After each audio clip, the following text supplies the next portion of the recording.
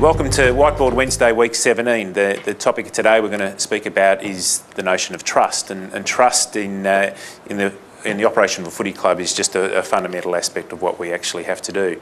Today I'm talking in front of a group of, what ages we got? From ages about 16, 17 mainly, I think, a group of work experience students, most of whom are very passionate for the Melbourne Footy Club. We've got a few recalcitrants who by the end of the week will actually love the club, and a few of them have got no reason, given the current clubs they support, there's no reason why they shouldn't change over really quickly.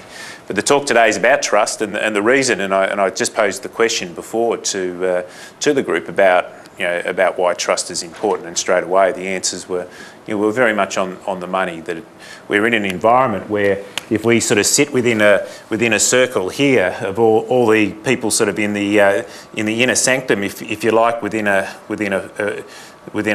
football club, that there is a lot of external pressures which come to bear on a footy club, from particularly once performances and expectation, once there's a bit of a gap, where by the time there's a very high public expectation, for instance, that the football club's going to perform at a very high level, and generally that's ahead of where the actual club's at, but most of that pressure comes from the media, but also from your own supporters who get frustrated with perhaps what they would perceive as a lack of development. And what that can actually do is it can break down this notion of unity in and around it. So what you find is people start to lower away the lifeboats a little bit, and they start to get really selfish about what's actually happening in their particular life. And if you're not careful, you have a major breakdown in trust in your football club. And when that happens, that is a very, very difficult position to actually recover from. So we work very hard on this area. And even when I first came in as CEO of the club, one of the very first things I spoke to the staff about was this notion of trust and how we have to build it. And it comes from a whole lot of areas. Obviously, the most important one is to have and I've talked about this a lot of times in the Whiteboard Wednesdays, but to have a narrative which is very strong within your club in terms of your beliefs. It's going to work well, that one. In terms of the belief systems within it all, and the vision and the strength which actually comes mainly at a leadership level, but it has to actually go right through the organisation.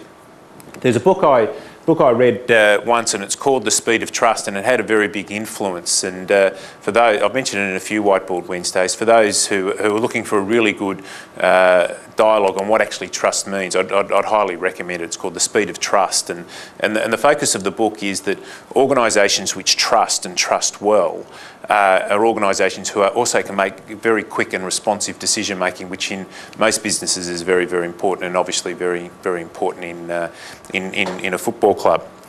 The two layers of trust that we talk about, the first one is as it relates to the person, and the person being the stuff which is inside them, and obviously we refer very much to the character of the individual.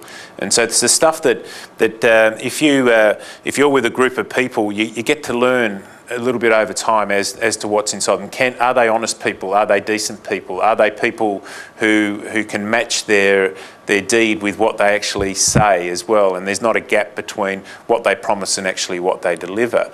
And that becomes a really critical element of it. So if we're talking about trust as a notion, this board's going to wobble a little bit. The first one we do talk about is the character of the individual, and it's going to drive me nuts. And so, yeah, Marty, you can be the prop there, mate. You can just stand there for us. That'd be great. Is the character of the individual, and the first thing we actually talk about in regard to the character is the person's integrity.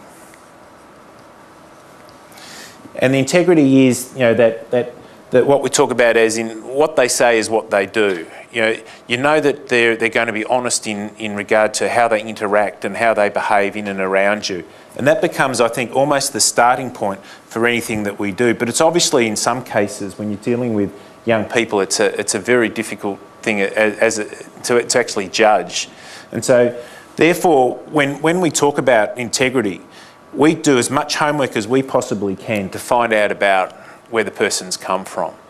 And there's all sorts of means by which we can actually do that. And we don't compromise at all in regard to it all. And it's amazing how people send out often very, bad signals if you want to find out about some of the, you have a look at their Facebook pages, and you can actually find out what people are actually saying and doing and behaving in and around, and often it just doesn't look right and doesn't feel right.